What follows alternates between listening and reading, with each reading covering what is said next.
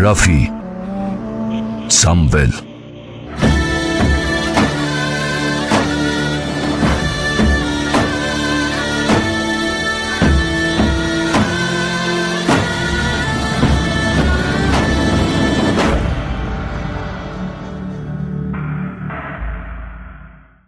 Գուշկան Ողական ամրոցի սենյակներից մեկի մեջ, թանկագին գորգով պատած գահավորակի վրա, որի երեք կողմը դրած էին շքեղ կերպասներով պատած բարձեր, նստած էր մի երիտասարդ։ Նա ինչպես երևում էր դեմքից, դեռ նոր էր դուրս եկել յուր քնարանից և դուրս էր եկել յուր զարթնելու ժամից շատ վաղ։ Ոչ հագնվել էր, ոչ լվացվել էր, ոչ սանդրվել էր։ Մի լայն, ասրյան նուրբ վերարկուի մեջ սփացված էր նա, և բաց գլխի երկար գիսակները գագաթից իջեցնելով մեղ մալիքներով սփռվել էին թիկունքի վրա և երբեմն սքողում էին նրա գեղեցիկ գունաթափ դեմքը։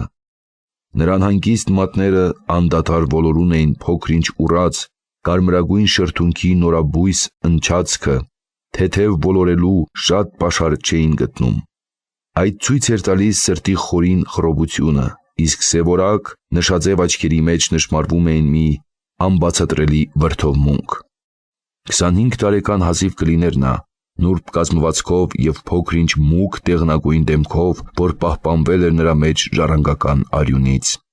Երիտասարդը Վահան Մամիկոնյանի որդի Սամվելն էր։ Սենյակը, որտեղ նստած էր նա, ներկայացնում էր նրա ընդունարանը, հատակը պատած էր նախշուն, բրդեղեն օթոցներով, անկյուններում դրած էին զանազան ձևով ծանր և թեթև նիզակներ, տեգեր, գեղարդներ, ջիդաներ, աշտեներ և երկաթե ահագին լախտեր, բոլորը գեղեցիկ քանդակներով զարդարած, բոլորը ոսկեհուռ դրվագներով ագուցած։ Իսկ սենյակի այն ճակատի վրա, որ կողմը դրած էր նրա գահավորակը, պատի վրա մեխած էր մի լայն վագրի մորթի։ Այդ գազանին նա ինքն էր սպանել որսորդության ժամանակ, երբ դեռ 18 տարեկան էր։ Նրա վրայից քարշ էին ընկած զանազան զենքեր, կապարճ լինետերով, աղեղ լայնալիճ, տապարներ երկաթյա երկար կոթով, թեթև վահան ուխտի թափանցիկ կաշուց պատրաստված, ծանր ասպար պողովատից շինված և խոշոր կոճակների նման բևեռներով գամված սաղավարտներ, կամ տեգի պես սուր կատարներով և կամ մազե ցցունքներով, զրահ երկաթյա մանր օղակներից գործված, պղնձյա հաստ լանջապան, որի մեջտեղում բարձրաքանդակ դիրքով դուրս էր նայում մի գալարված վիշապ, զանազան թրեր, դաշույններ, վաղարներ, երկար և կարճ, ուղիղ և կեռ, միասայրի և երկսայրի, որոնց պատյանները պատած էին ոսկով ու արծաթով, որոնց կոթերը զարդարված էին ականակուռ գոհարներով և որոնցից շատերը երկաթահատ էին ու դեղած։ Այդ սենյակը ավելի զինարանի նմանություն ուներ, քան թե ընդունարանի։ Երիտասարդ իշխանը սիրում էր իրան շրջապատել այն առարկաներով, որ յուր սրտին շատ մոտ էին։ Միակ առարկաները, որ հիշեցնում էին, թե դա և հյուրանոց էր, էին մի քանի փարավոր բազմոցներ, որ դրած էին պատերի մոտ պատվավոր հյուրերի համար։ Սենյակի դռները ներսից փակված էին և լուսամուտների ծիրանագույն վարագույրները զարդարած ծանր ոսկեթել ծոպերով ցած էին թողած։ Մի դուռ միայն բաց էր մնացել, որ տանում էր դեպի քնարանը։ Այդ դռան մոտ կանգնած էր մի տղամարդ, երկու ձեռքերը յուր դաշույնի կոթի վրա դրած։ Նա հագած ուներ սուրանդակի թեթև զգեստ, մի կարճ մուշտակ, որի մորթեղեն կողմը դեպի ներս, իսկ մաշկեղենը դեպի դուրս էր թողած։ Մեջքը պնդած էր կաշյա լայն գոտիով, որ պատել էր կուրծքի մի մասը մինչև փորի ստորին մասները, որպեսզի ձիու սրարշավ ցնցումներից փորոտիկը չխախտվեին։ Կաշյա նեղ վարտիքը սրունքների վրա ամրացած էր նույնպես կաշյա զանգապաններով,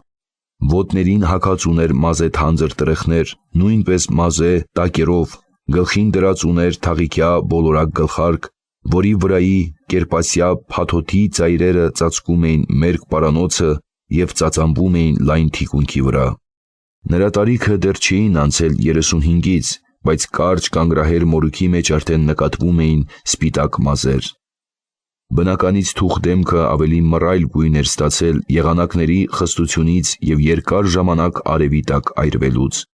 Բայց այդ այրական դեմքի մռայլ արտահայտությունը մեղմանում էր, պայծառանում էր երկու լուսափայլ աչքերով։ «Ուրեմն քեզ նամակ չտվին, Սուրեն», ասաց իշխանը շարունակելով ընդհատված հարցուփորձը։ «Չտվին, տերիմ», պատասխանեց Սուրանդակը։ «Զգուշացամ, որ նամակը կարող էր բռնվել ճանապարհին, իսկ ես հազիվ կարողացա հասցնել ինձ իմ տիրոջ մոտ որպես կենդանի նամակ։ Ամեն ինչ պատմեցի ձեզ, դուք այժմ գիտեք բոլորը»։ «Բայց դու լավ չբացատրեցիր ինձ, Սուրեն», հարցրեց իշխանը խռովված ձայնով, «թե ինչը հրապուրեց իմ հորը ուրանալ յուր կրոնը և հանձն առնել մի այնպիսի ամոթալի գործ, միթե մեր ուժան չարագործը խելքից հանեց նրան։ Ես արծրունիներին ճանաչում եմ, նրանք իմ քեռիներն են, փառքի, իշխանության և պատվի համար ամեն սրբություն կվաճառեն նրանք, բայց իմ հայրը, այդպես չէր իմ հայրը, միթե նա էլ խաբվեցավ»։ Վերջին խոսքերի միջոցին երիտասարդի ձայնը սկսեց դողալ, ձեռքը տարավ դեպի ճակատը, գլուխը խոնարհեցրեց և մի քանի րոպե մնաց տխուր մտախոհության մեջ։ Սուրենը խորին ցավակցությամբ նայում էր նրա վրա, երբ կրկին գլուխը վեր բարձրացրեց նա, Սուրենը պատասխանեց. «Չխաբվեցավ, տերիմ, այն օրից, որ ձեր հորեղբորը բերեցին Տիզբոն, և այն օրից, որ Շապուհ արքան այնպիսի չարաչար մահով սպանել տվեց ձեր հորեղբորը, ձեր հայրը հետամուտ եղավ ստանալ հայոց սպարապետությունը։ Շապուհը տվեց նրան այդ, և ձեր հայրը կատարեց Շապուհի կամքը»։ «Այժմ հասկանում եմ», խոսեց երիտասարդը ինքն իրեն։ «Պատմիր, Սուրեն, ինչպես եղավ իմ հորեղբոր մահը»։ Սուրանդակը դժվարանում էր պատմել քաջ հերոսի մահը, որի թիկնապահներից մեկն էր եղել ինքը, որի կռիվների մեջ այնքան երկար տարիներ մասնակցել էր ինքը։ Բայց երբ երիտասարդը կրկին թախանձեց նրան, պատմեց. «Ձեզ հայտնի է, տերիմ, թե որպիսի խաբեությամբ Շապուհ արքան մեր արշակ թագավորին և ձեր հորեղբորը հրավիրեց Տիզբոն, թագավորին երկաթյա շղթաներով աքսորեց Խուժիստանի անհուշ բերդը։ Այդ ես պատմեցի ձեզ, հետո բերել տվեց ձեր հորեղբորը դատելու։ Այն օրը Շապուհի դիվանի ամբողջ հրապարակը լի էր բազմությամբ, ներկա էի և ես,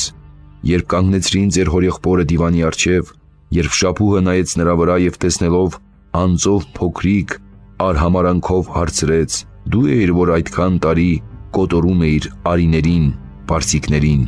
դու էիր, որ այդքան ժամանակ անհանգստացնում էիր մեզ»։ Ձեր հորեղբայրը համարձակությամբ պատասխանեց. «Այո, ես էի արքա»։ «Աղվես», ասաց Շապուհը զայրանալով, «աղվեսի մահով սպանել կտամ քեզ»։ Ձեր հորեղբայրը այսպես պատասխանեց արքայի սպառնալիքներին. «Այժմ դու տեսնելով ինձ անձով փոքրիկ, արհամարհում ես, միթե այդքան ժամանակ չհասկացար իմ մեծության չափը։ Մինչև այսօր ես քեզ համար առյուծ էի, իսկ այժմ աղվես, լսիր արքա, ես այն վասակն եմ, որ մի հսկա էի, մեկ ոտս մեկ լեռան վրա էր դրած, մյուս ոտս մի այլ լեռան վրա։ Երբ աջ ոտիս վրա էի հենվում,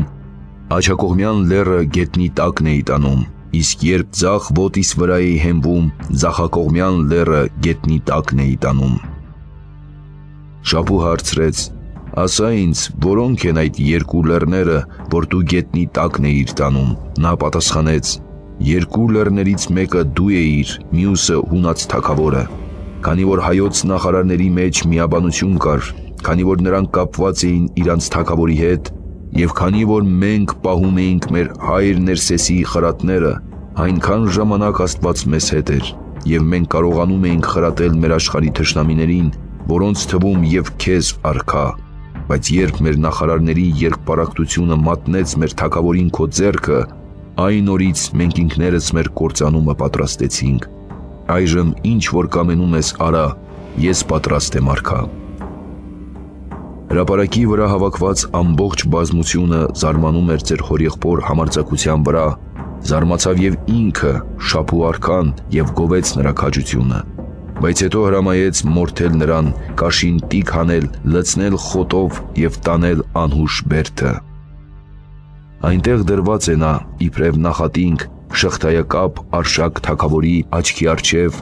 Եվ դժբախտ թագավորի աչքից արտասուք չէ պակասում, քանի որ նայում է յուր քաջ հավատարիմ սպարապետի վրա։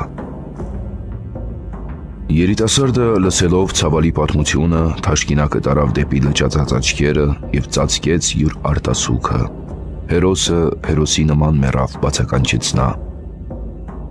Նրա որդին Մուշեղը կարող է պարծենալ հոր մահվամբ, բայց ես ինչով կարող եմ պարծենալ։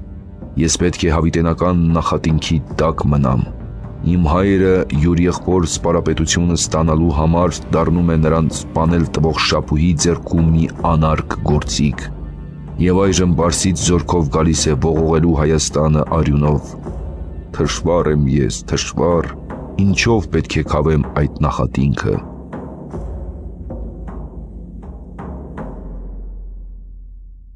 Արեգակի առաջին ճարակայթները ընկնելով ծիրանագույն վարագույրների վրա լցրին սենյակը ծիրանագույն լույսով։ Երիտասարդը սոսկալով նկատեց, որ օրը լուսացել էր, նա դարձավ դեպի Սուրանդակը ասելով. «Շնորհակալ եմ Սուրեն, ես քո ծառայությունը չեմ մոռանա, այժմ կարող ես գնալ, քանի որ ամրոցում դեռ քնած են։ Երբ հարկավոր լինես, կրկին կկանչեմ քեզ»։ Սուրենը մինչև հատակը խոնարհվելով գլուխ տվեց։ «Դու իհարկե ձեր տանը կմնաս», հարցրեց երիտասարդը։ «Ոչ տերիմ, ես երդվել եմ իմ կնոջը, իմ զավակների երեսը չտեսնել, մինչև…» Նա չավարտեց խոսքը, բայց երիտասարդը հասկացավ, թե ինչ էր կամենում ասել։ Բարի և քաջ զինվոր, ամբողջ 5 տարի հայրենիքից տարակա էր նա, ծառայում էր Պարսկաստանի հայկական հեծելազորի մեջ, մասնակցել էր շատ արշավանքների, Քուշանաց դեմ, իսկ այժմ վերադարձել էր յուր հայրենիքը։ Նրա հայրենի ավանը Խորնին շատ հեռու չէր ողական ամրոցից, նա չէր ցանկանում յուր տնակը տեսնել, որովհետև նրան զբաղեցնում էր մի գործ, որ ավելի մոտ էր նրա սրտին, քան թե կինը, որդին, բարեկամը։ «Ուրեմն դու որտեղ կմնաս»։ «Աշտիշատի վանքում», պատասխանեց նա, «այնտեղ չեն ճանաչի ինձ, կմնամ որպես մի օտարական, ես իմ ձին այնտեղ եմ պահտվել»։ Երիտասարդը ցած իջավ գահավորակի վրայից և ավելի պինդ փաթաթվելով յուր լայն վերարկուի մեջ անցավ քնարանը։ Սուրենը հետևեց նրան։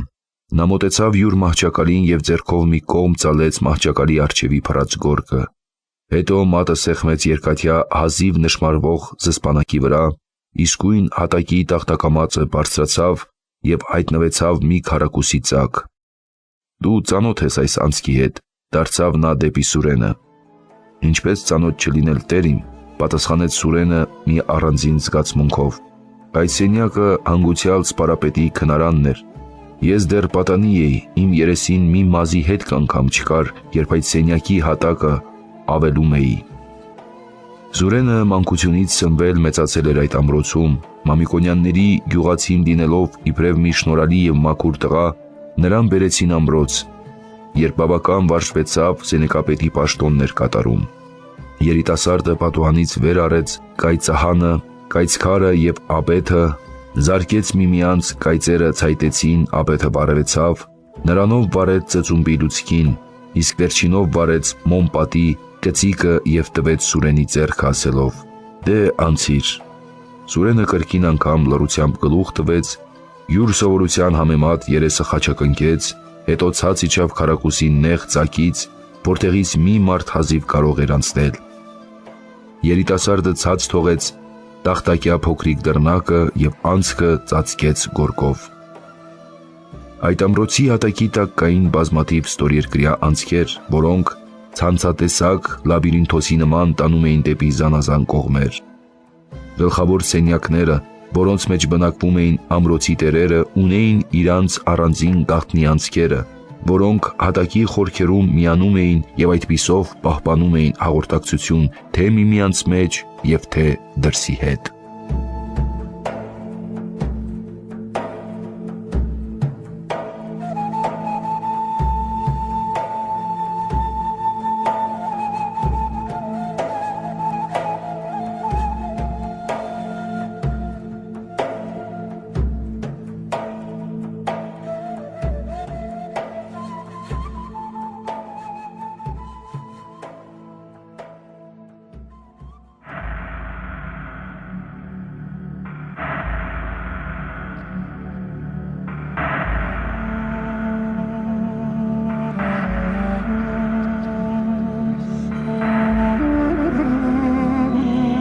Ռաֆի, Սամվել։